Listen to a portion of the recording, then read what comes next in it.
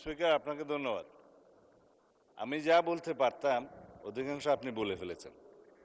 নিয়ম হলো বিশেষ কমিটির রিপোর্টে যেখানে যেখানে নোট অফ ডিসেন্ট দেয়া হয়েছে সেই বিলগুলো আমরা আজকে থেকে আনা শুরু করছি। কালকের মধ্যে তো আমাদের বিলগুলো সম্পর্কে সব ফয়সলা করতে হবে।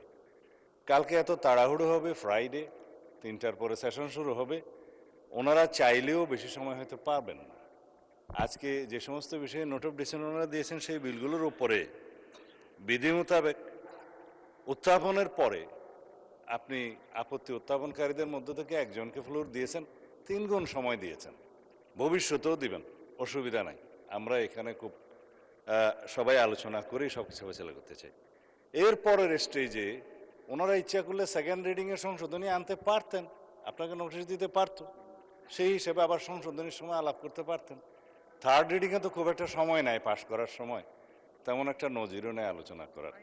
এই স্টেজগুলো আমি আশা করি আমার বিরোধীদলীয় বন্ধুরা একটু এক্সপ্লোর করবেন, যে আপনারা আলোচনা করতে চাইলে রুলস অফ প্রসিজিওর অনুসারে আপনারা গেলে যথেষ্ট সময় আজকে পাবেন, কালকে তো খুব তাড়াহুড়ো হবে।